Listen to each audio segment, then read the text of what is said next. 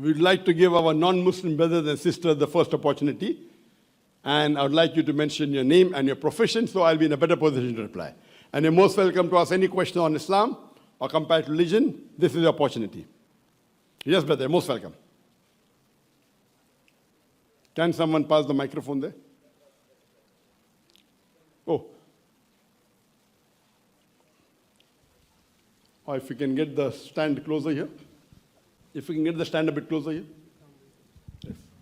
The others can make, those who want to be sure you ask the question, you can make a queue. There's a microphone on my left for the gents and on the right for the ladies. By the time the brother is asking a question, all those who like to ask can make a queue so that you know that your question is answered, inshallah. Yes, brother, your name and your profession. Thank you, man of God. My name is Godfrey Mutabazi. I am from Uganda. I am in Oman. I work as a digital marketing. Digital marketing is my profession. Man of God, before I came here, I got so much interest in joining this calling, and I'm not asking this question to blaspheme the name of God, but I'm looking for knowledge and clarity to my questions. The first question I have is, do you believe that Jesus or Nabi Isa died or not? And if he died, did he resurrect? Number two, man of God, we have 3 books, according to how I am informed. The Bible, that is from Jesus, the Quran from Muhammad, and the Torah from Moses. Why are all these kept the hellfire? Thank you very much. The brother asked basically, they killed him not, neither did they crucify him. It was only made to appear so. The Quran says, Jesus Christ, peace be upon him, was not killed, neither was he crucified, it was made to appear so. And although it differ, they are full of doubt. Illati ba zan, only conjectures to follow. This is what the Quran says. I had a debate with a pastor, a Christian pastor, Pastor Ruknuddin from Iraq, on the topic, was Christ really crucified? And in that debate, I proved from the Bible that Jesus Christ, peace be upon him, did not die on the cross. It's a long debate, it'll take time. So according to the Bible, according to my study, I'm a student of comparative religion. I'm a student of the Bible. I can quote the Bible, mashallah. Like I quote the Quran, I can quote the Bible also. According to my study of the Bible, Jesus Christ, peace be upon him, according to the Bible also, he did not die. Even according to the Quran, he did not die. So there's no question of resurrection. But Allah raised him up alive. The next verse, Surah Nisa chapter 4, 158 says, Allah raised him up alive.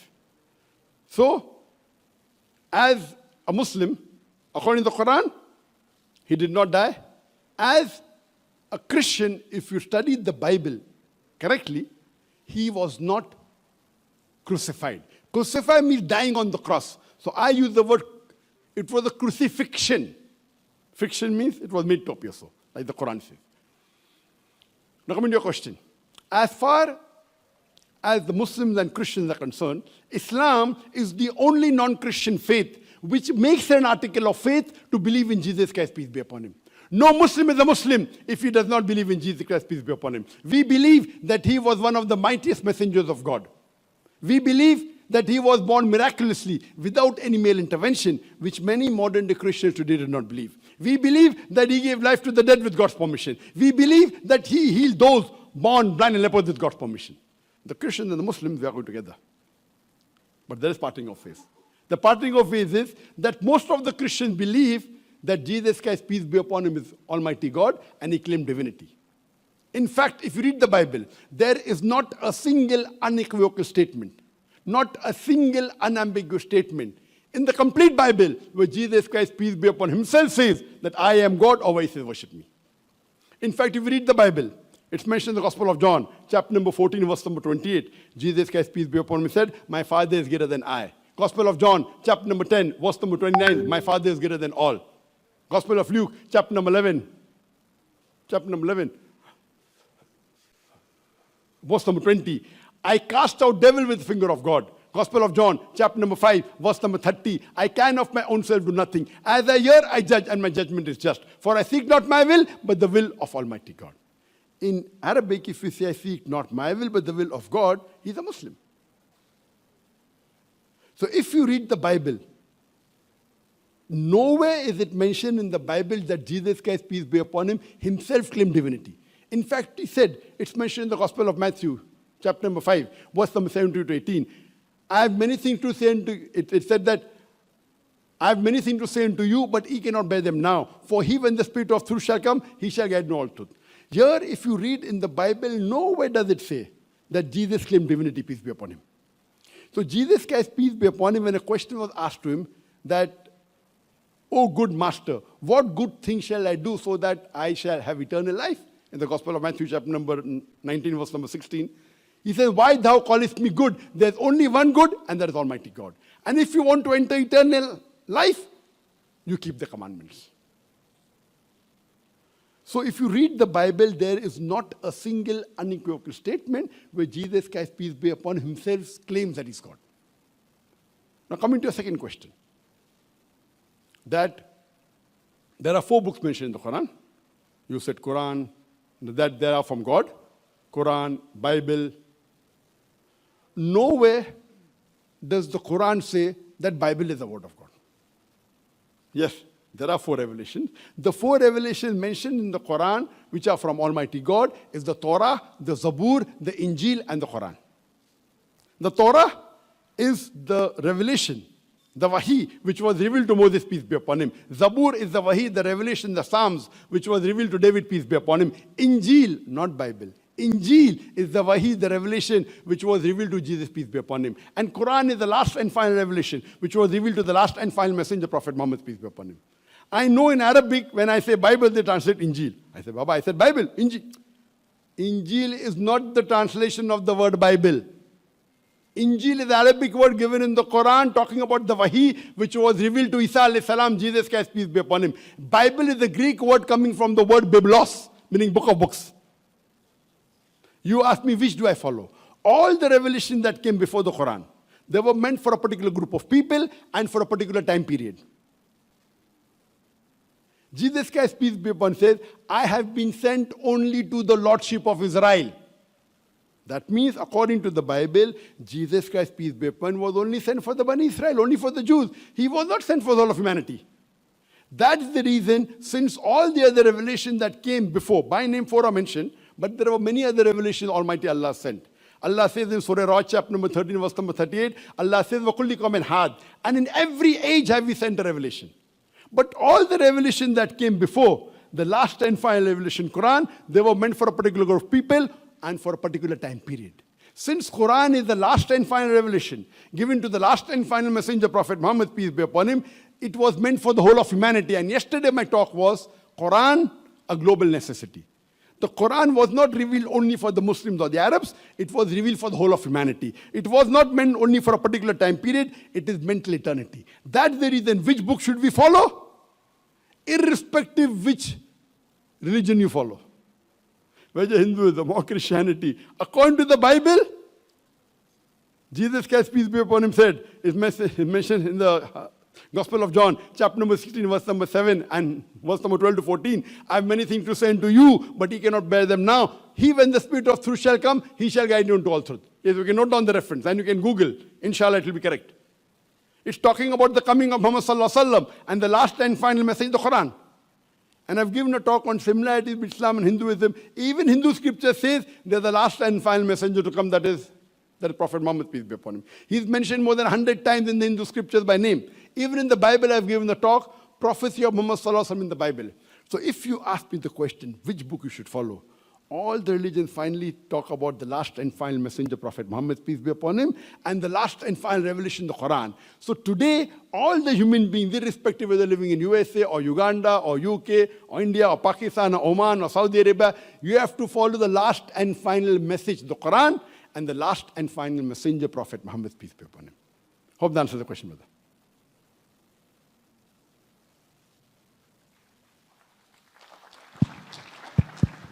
So we take a question from the ladies. And I'll respectfully ask my brothers and sisters to stick only to one question, even though, Jazakallah khair, my brother, that your questions are, mashallah, very, very good ones, but so everybody gets his chance to ask, inshallah ta'ala, as we have very limited time. Yeah, for sisters, any question? Okay. Salam, sir. I want to ask something connected to the teachers spoke What's your name, about sister? it. What's your name? I don't want to zoom to the camera. Are you a Muslim or non-Muslim? I'm a Christian. Okay, yes. Yes, you're most welcome. Our religion is very near to Muslim, I mean to Islam. So I have a question. It's been a long time, been wondering. You're you're welcome to ask any question. I can take it. You can attack the Quran, you can attack me, attack Islam, I can take it. Okay, sir, I'm a This is my little profession. No problem, sister. Okay, sir. I'm a little shy and nervous because it was my first time. I'm so curious. Just like earlier you told, what do we should follow, the Islam or the Quran and the Christians, how do I say that? The Christian Bible. I'm still wondering about the two. You said earlier, like I heard, the Bible is not come from the jinn. You said a jinn from the revelation of the Quran. Am I right? You told earlier. I said that the Bible is not the revelation which was given to Jesus Christ be upon him. Yes. The revelation which was given was Injil. Today's Bible is the corrupted form of the revelation Injil. Yeah. But not the original form. Yes, I see. So it is not the Bible. Injil. Injil is the Wahi, the revelation which was given to Isa alayhi salam, Jesus Christ peace be upon him. According to the scholars of Bible, there are more than 24,000 manuscripts of the Bible. No two are identical. That means the present Bible is a work of the human being. It's a mixture of the word of God, of word of prophet, word of human being. It's mixed. Yes, that's what I know a little bit. Now I understand. So the Christians, just like you said, that the Bible is corrupted. So I'm still in trouble thinking. And I said, even if you follow the corrupted Bible, in the corrupted Bible, there is remnant of Tawheed, talking about one God. And I give Yes, some references. I know it that. talks about Jesus Christ, peace be upon him, talking about the last and final messenger, Prophet Muhammad, peace be upon him. It talks about the Quran. So even in this changed Bible, if you follow it strictly, you have to come to the Quran, you have to follow the last and final messenger. That's the reason I've given the talk on similarities between Islam and Christianity. And I say, if Christian means a person who follows the teachings of Jesus Christ, peace be upon him, we Muslims are more Christians than the Christians themselves. In the Bible it says not to have pork, in the book of Leviticus, chapter number 11, verse number 8. We don't have pork, you all have pork. It's mentioned in the book of Ephesians, chapter number 5, verse number 18. Don't be drunk with wine. We Muslims don't have wine, but you have wine. The Bible speaks about the hijab in the 1 Corinthians, chapter number 5, verse number 11, that if the woman, her head is not covered, her hair should be shaved off. We Muslim women cover our head, you all don't cover. So if Christian means a person who follows the teachings of Jesus Christ, peace be upon him, I would like to say we Muslims are more Christian than the Christians themselves. We love Jesus Christ, peace be upon him. I We agree with consider him that. to be one of the mightiest messengers of God, but we don't consider him to be God. Yes. I agree, sir. I agree what you told. I'm a little... Sister, do you believe that there's one God? Yeah, I did believe in one God. Do you believe that Jesus is God? No. Very good, mashallah. Do you believe that Prophet Muhammad, peace be upon him, is the messenger of God? I do. Very good, sister. For anyone to enter the fold of Islam, there are minimum 2 criteria required. Number 1, you should believe that there is no God but Allah, which Yeah. you believe. And secondly, you believe that Prophet Muhammad is the messenger of God. If you believe in these 2 basic criteria, you're a Muslim. So according to me, you're a Muslim. I did, sir, but still confused, sorry. Sister, do you believe there's one God? Yes, I did. Do you believe Prophet Muhammad is the messenger of God? Yes, I did. Then you're a Muslim. But still not a Muslim. Not certified Muslim, but I do believe in it. So if these are the minimum 2 things, yes, you may not be a practicing Muslim, but the moment you believe in these 2 criteria, you are a Muslim. Then, I'm living half of that. sorry, I'm living half of that. you are Yeah, living? living like a half Muslim like that. Very good, alhamdulillah. There are many Muslims who are living like 2% Muslims. They are better than them. There are many Muslims who I know, they are living only 20% of Islam. You are very good, you are better than them. Thank you. Sister, would you like to say the Shahada? Would you like to say it in Arabic? I still haven't memorized it because I don't know. You don't have to memorize it. I've Sister, been in there are Saudi, two- but I still There are two confused things. her. If you believe, you don't have to speak Arabic. You don't have to Okay. speak Arabic to be a Muslim. Only thing that you agree that there is one God. I You believe in do. it. Still, ever since, I still believe in one God. Very good. And you believe that Prophet Muhammad is a messenger. These two are the minimum two criteria as required for you to accept Islam. Later on, the practice comes slowly and slowly. So you say you're following half of it. Very good. You're better than thousands of Muslims who I know. I know thousands of Muslims who don't even follow half of Islam. MashaAllah, you're following half. Very good. So I'd like to congratulate you, sister. Born again. Would you like to follow the other half also? Still confused, sir. Yes, sister? Still in confused because this is the first time for me. Inshallah, think about it. But it is better that since you have come halfway, you better cross the full way. I've been living it for 7 years. And I pray to Allah subhanahu wa ta'ala that may He give you hidayah, may He guide you, and may He give you the courage to follow the balance half of Islam also, inshallah. Inshallah, sir. Jazakallah shukran. Thank you. Yes, a question from the gents. Yes, any question? From ladies again? Shall we go there? Yeah, it seems so. Yes, please. Please. If there's any non-Muslim brother would like to ask a question? If there's a brother, non-Muslim? No, non-Muslim. Muslims can wait. Any non-Muslim would like to ask a question? Any clarification, any query? This is your opportunity. Normally, there's no open question and session after religious talk. Yeah, you're most welcome. Any non-Muslim brother?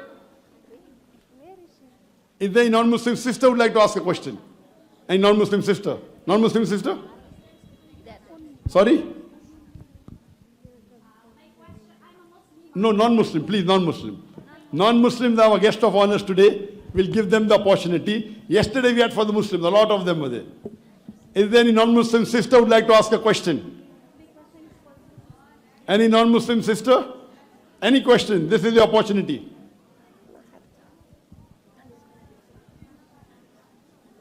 Don't feel shy, don't feel scared. Any non-Muslim?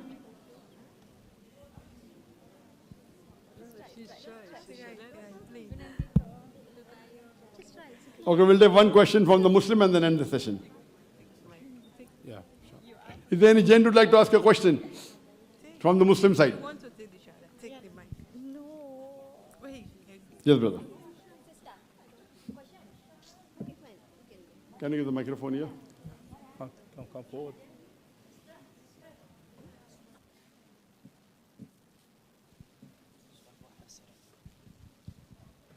Assalamu alaikum, Dr. Zakir Naik. I have one question regarding the things that you talked about, the earth and the shape of the earth. Okay, as long as I know that the earth cannot be round, and a human being never went outside from the earth. There is a verse in Surah Al-Rahman, it says, يا معشر الجن والإنس إن استطعتم أن تنفذوا من أقطار السماوات والأرض فانفذوا لا تنفذون إلا بسلطان. Many people say now that sultan is knowledge, the new technology, this in our modern time. That the technology is very superior, that they think that sultan is the knowledge itself. But when we continue this verse, فبأي آلاء ربكما تكذبان يرسل عليكما شواظ من نار ونحاس فلا تنتصران. So as far as I know that human never went outside from the earth, and also within the earth itself, they did not went even far. I think Dhul Qarnayn, the only person who went very far. He went to a specific location of the sunset. حتى إذا بلغ مغرب الشمس وجدها تغرب في عين حمية. Can you give the question short, brother? Everyone is waiting. Yeah, I know. This is the only thing. I'm in the field, I can understand the question. Yeah. It's my field. Yeah. So this is my question. What do you think about this? The brother asked a question that the world is not round, and I never said the world is round. In my speech, I clearly said the world is spherical, oblate, spheroid, I said. And the word dahaha means an egg. It is flattened from the pole. I said a bit fast, so you didn't hear me correctly. Point number 2, you said that the Quran says that no one can travel outside the earth, and you quoted the translation was wrong. No one can go outside except with the power of Allah. The word sultan is translated with the power of Allah. So if Allah gives permission, you can go. You read the tafasir. No tafasir says that you cannot go outside the world. It says you can only with the permission of Allah. And for you to say that no human being is gone outside the world is wrong. Your knowledge of the science is weak, and even of the tafasir of the Quran is weak. The Mufassirin, they say, this verse of the Quran means you can only go out with the permission of Allah. And Allah has given permission. So without the permission of Allah, you cannot. So if Allah gives permission, you can go. And of course, science has clarified that human beings have gone on the moon and have gone other places. Enough evidence is there. And the Quran is not negating that. The problem is when we speak about Quran and science, your knowledge of Quran should be good and your knowledge of science should be good. If it is not good, there will be a problem that the non-Muslims will feel that the Quran is outdated or the Quran is not compatible. What you have to feel that the Quran is far superior to science, much more advanced than science. So that is the reason the Quran says in Surah Anbiya chapter 21 verse number 7 and Surah Nahl chapter 16 verse 43, فَاسْأَلُوا أَهْلِ الذِّكْرِ إِن كُنتُمْ لَا تَعْلَمُونَ. If you don't know, ask the person knowledgeable. Hope that answers the question.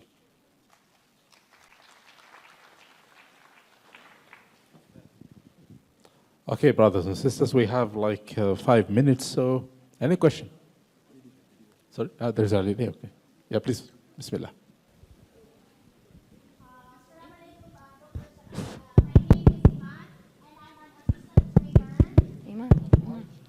Assalamualaikum warahmatullahi wabarakatuh. My name is Iman and I'm an assistant trainer at the University of Technology Applied Science in Al Quair. My question is for a non-Muslim. Because can you please give an advice to those non-Muslims who wants to revert to Islam, but they are afraid because the family might be angry with them?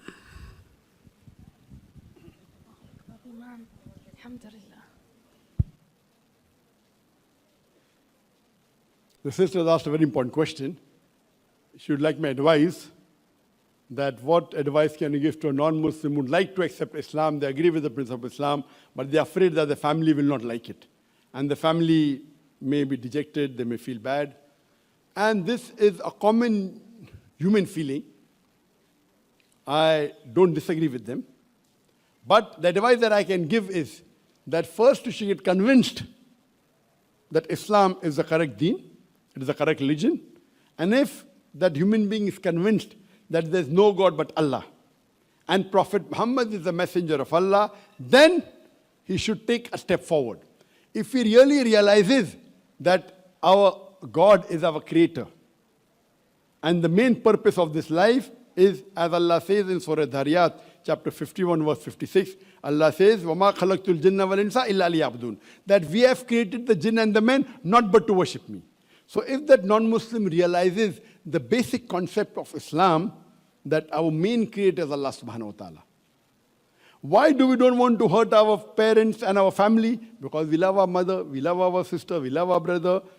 Our mother has given us birth, and our parents have looked after us, the father has looked after us. So it's a good human feeling. You don't want to hurt them. But if they realize that our creator Allah subhanahu wa ta'ala is far superior than our parents, how can we hurt our creator? If they don't want to hurt their parent, if they don't want to hurt their father, if they don't want to hurt their family member, can they hurt the creator? And our creator, he has given us everything. The house, the clothes, the wealth. Do we thank him? The water we drink, the air we breathe. If we don't get the air for half an hour, you will die. How many times have we thanked him? So, my advice to these people who want to embrace Islam but are reluctant because of their parents, they love them, it's a good feeling. But they have to take a step forward because they should love Allah more than their parents. Because Almighty God has given them the life, has given them the niyama, has given life to their parents also. And if they really love their parents, I would advise them, first they should try and save themselves from the hellfire, and secondly save their parents.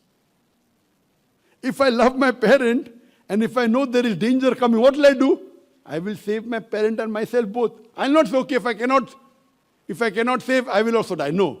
So first when you've realized that the only way you can go to Jannah, the only way you can go to paradise is by believing in one God and following His commandment, what do you have to do?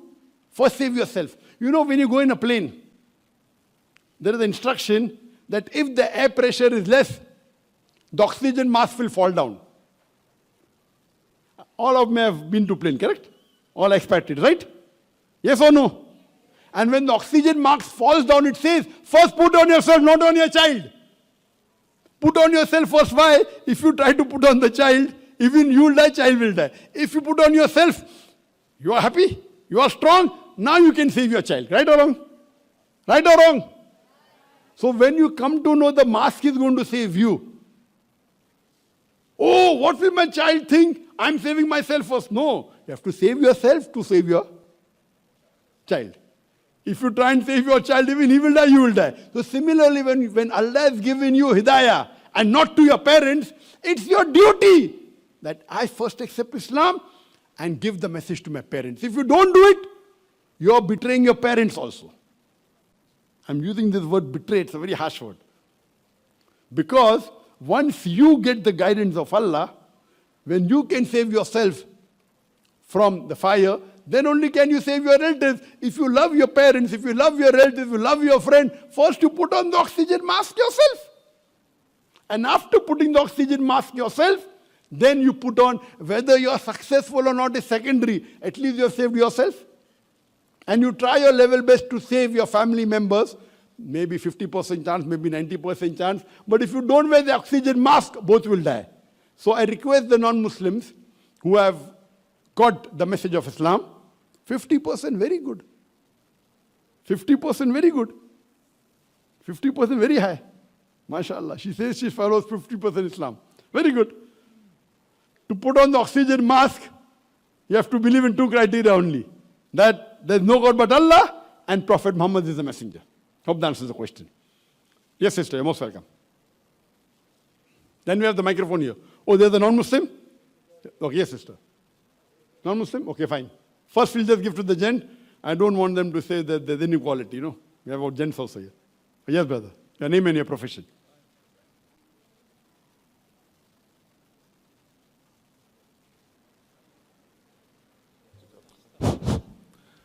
Assalamu alaikum, sir.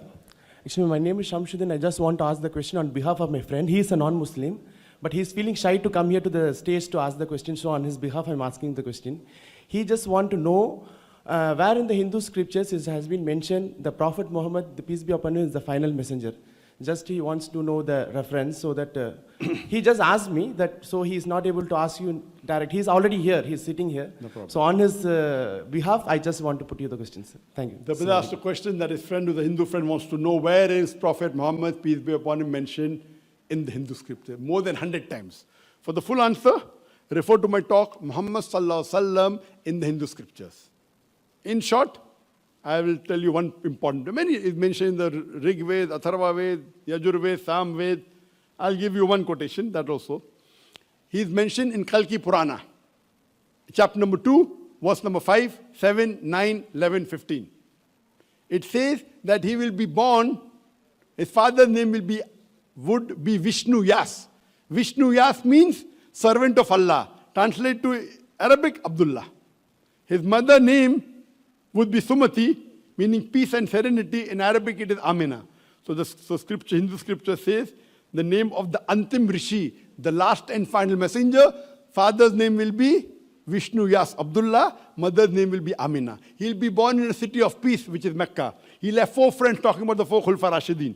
He'll have angels that will help him in the battlefield. I'm giving you reference. Kalki Purana, chapter number 2, verse number 5, 7, 11, 9. He is mentioned as, there's a full talk of 1.5 hours. So the details of Muhammad Sallallahu Alaihi Wasallam in the Hindu scriptures are more than the Bible also. There are various prophecies given in the various scriptures, and I request your friend to hear my talk on Muhammad Sallallahu Alaihi Wasallam in the Hindu scriptures. Hope that answers the question. Yes, there's a non-Muslim girl. Yes, ma'am. Yes, sister, most welcome.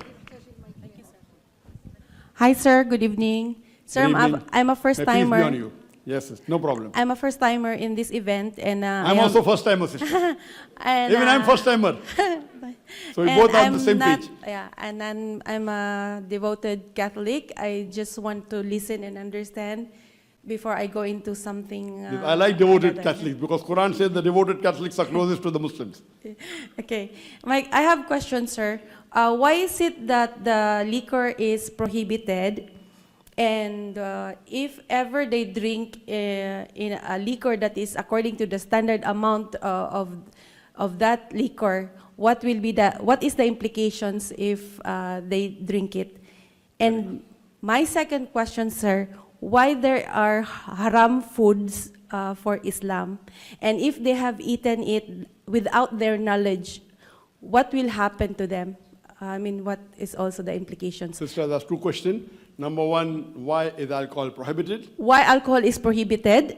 It is not And- only alcohol. Yes. And if they drink according to the standard amount of liquor, what will be the implication of being an Islam? What will happen to them? I'll tell you that, sister. As I mentioned in my talk, Quran prohibits drinking alcohol in Surah Maida, chapter 5, verse 90. Even the Bible prohibits the drinking of alcohol in the book of Ephesians, chapter number 5, verse number 18, where it is mentioned, do not be drunk with wine. It's also prohibited in the book of Proverbs, chapter number 20, verse number 1. So Bible prohibits alcohol in 2 places. You can note down if you want, if you're a devout Christian. If you're a devout Christian, Bible prohibits in 2 places, book of Ephesians, chapter 5, verse number 18, and book of Proverbs, chapter number 20, verse number 1. Now coming to your question, why does Islam prohibit alcohol? And if someone has alcohol within the limit, then what is the harm? Basic question. I'm being a medical doctor. I've given a full talk on why is alcohol prohibited. I've given a talk on scientific reasons for the dietary laws in Islam. It will take me as a medical doctor. I can list you hundreds of diseases only from alcohol. Time will not permit me. There are umpteen number of diseases.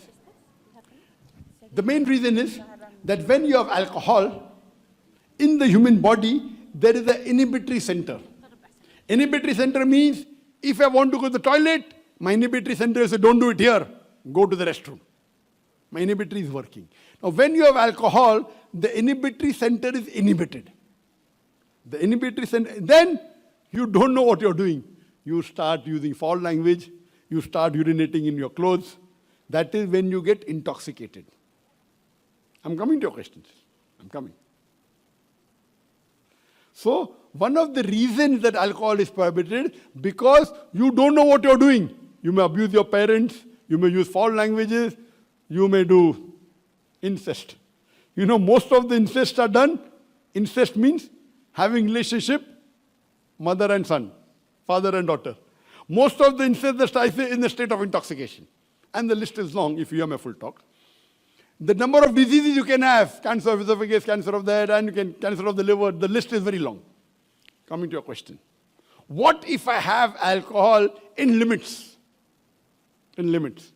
Our Prophet says in Ibn Majah, hadith number 3993, 3994, 3992, that if anything intoxicates in large quantity, is prohibited even in small quantity. Anything which intoxicates in large quantity means you have a capacity, okay, fine, normally maybe half peg intoxicates you. So, okay, fine, I can have quarter peg, no problem.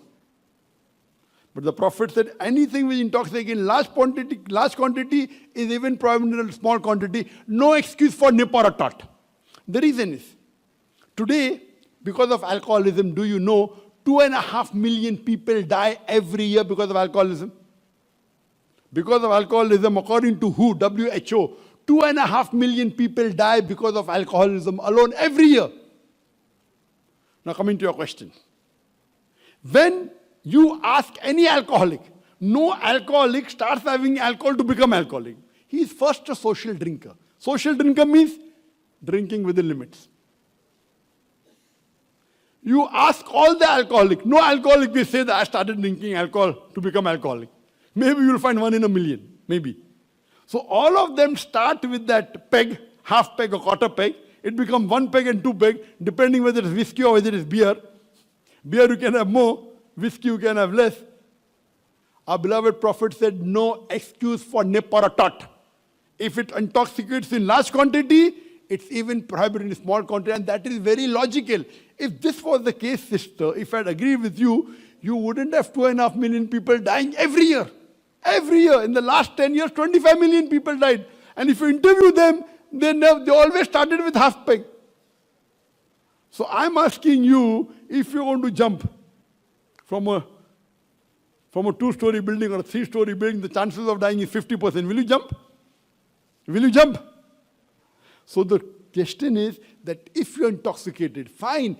There may be possibility that if you have alcohol, social drinker, you may not be as bad as health-wise. But imagine if you get drunk once in your life. I don't know a social drinker who has been drinking for 5 years and has not get intoxicated once in their life. You understand, no? If you get intoxicated once, by mistake you have extra peg, and then you do incest, can you forgive yourself? Sister, can you forgive yourself? Yes or no? Only once. Incest. Yes or no? So that's the reason Islam says it is prohibited for good. And that's the best. There may be, if logically I can agree with you, out of 10,000 people, there may be 3-4 people who will not get intoxicated, 3 or 4 people out of 10,000 people whose health will be very good. All the people's health are bad. Maybe 3-4 health is good, didn't get intoxicated. 3-4 out of 10,000, what is the risk? What is the risk? Can you take a risk? No. So that's the reason our Creator, Allah subhanahu wa ta'ala, He is the Creator. He knows best what is good for us, right or wrong. So He has put it, He has nipped it at the bud. Nipping at the bud means, don't let it happen. That's the reason in Islam, it says, I didn't complete my second part. Fornication, adultery is common in human value. No problem. Sleeping with someone you have not married is no problem. In Islam, it's a big problem. Islam says in Surah Isra, chapter 17, verse number 31, come not close to adultery. It's an evil opening other roads to evil. How does it start? Shaking hands. I'm not saying everyone who shakes hands does adultery, but no adultery starts without shaking hands. Right or wrong? Can you mean you can do zina with a girl and a boy without shaking hand? Sister, can you think of it? Can a fornication take place without shaking hands? I'm not saying every girl and boy who shakes hand does fornication. I'm not saying that. But every fornication starts with shaking hands. So what do? You stop, nip it at the bud. In Islam, you cannot shake hands with an opposite sex who's a non-haram. Haram. Why? It's going to spoil the family life. So Islam has the solution to the problems of humanity. So are you convinced, sister, that alcohol is prohibited? And if you're a devout Christian, even the Bible says you should not have. Do you have alcohol, sister? You have. So inshallah you'll stop it. Yes or no? Bible says even little is haram. Ephesians chapter 5 verse number 18. Proverbs chapter 20 verse number 1, giving you references. And you say you're a devout Christian. How can a devout Christian go against the Bible? Little. So little undevout. I would like you to study Islam, sister. We believe that a person should follow the values of life. The topic is the world and human values. And human values are practical, sister. And I do not have time to talk about the women's rights because the time was short. But you should hear my talk on women's rights in Islam. And inshallah, you'll be convinced about the teachings of Islam.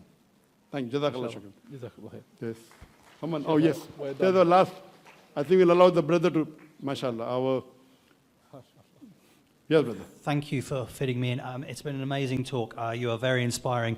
My name is Matt. I'm an author. One final question. After hearing all the positive things, why do you think, from your experience, so many people in the West are intimidated by Islam? What do you think?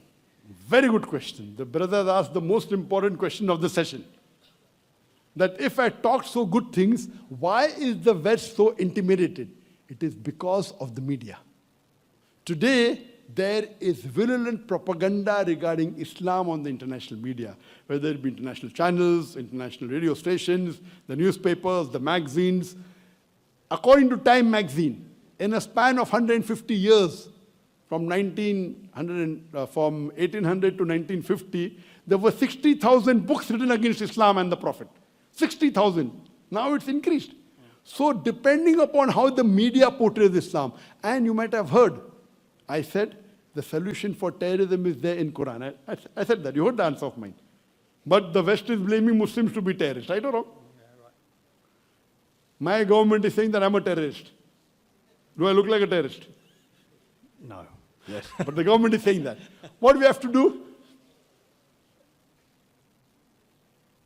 That's what the people are saying, that my last and final messenger, Prophet Muhammad Sallallahu Alaihi Wasallam, was a terrorist. I don't agree with it.